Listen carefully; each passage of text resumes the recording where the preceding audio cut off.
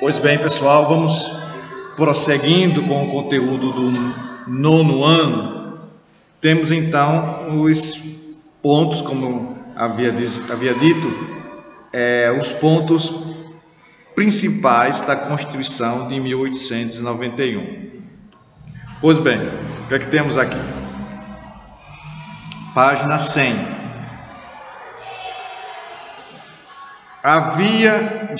Haveria uma divisão política entre três poderes.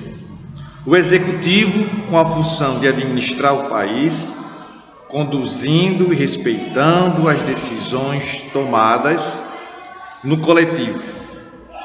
O poder legislativo, que teria a função de elaborar leis para o país, atuando diretamente no Congresso, na Câmara e no Senado.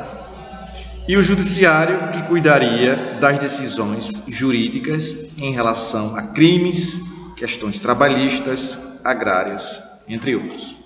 Então, com esse primeiro item da Constituição de 1891, nós percebemos que as características desses poderes, executivo, legislativo e judiciário, permanecem praticamente a mesma coisa que hoje, não é?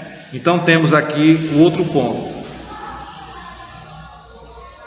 que é o outro ponto da Constituição de 1891, que é aquela Constituição que eu já mencionei, com características republicanas. O presidente seria escolhido pelo voto direto, aberto e facultativo.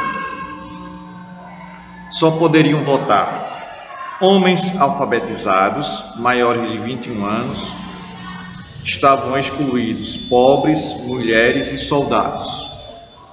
Um outro item, já na página 101, nós temos: seria instituído um sistema federativo em que cada província teria a sua autonomia de criar as suas próprias estruturas, desde que não interferisse, não ferissem a Constituição brasileira.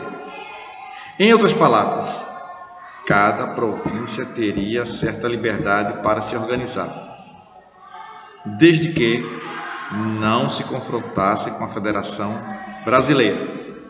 Ainda na página 101. No campo econômico, a pressão da oligarquia agrária brasileira. O que é oligarquia? Já mencionei e volto a falar. Oligarquia é um pequeno grupo, não é? Que vai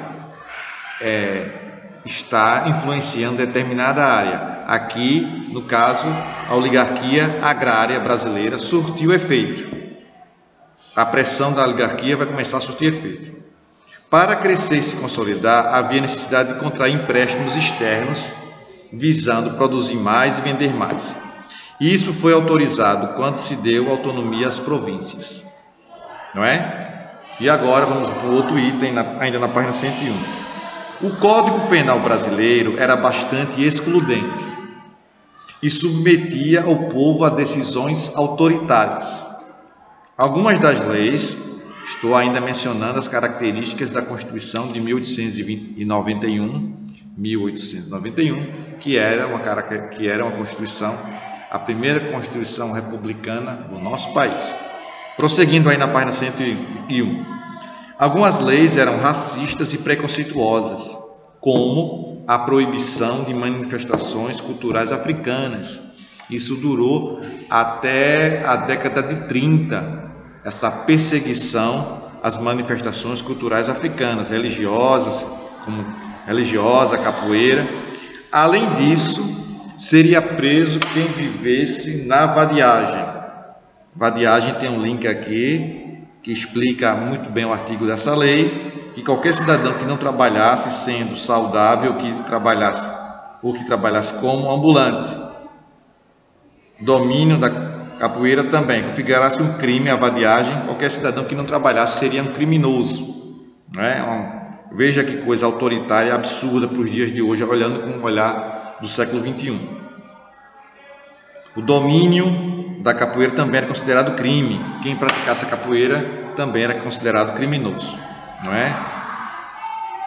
Como podemos ver, continuando aqui na página 101, a Constituição, embora em moldes republicanos, se mostrava excludente e influenciada diretamente pela oligarquia agrária brasileira. E isso ficou claro na eleição presidencial para substituir o governo provisório.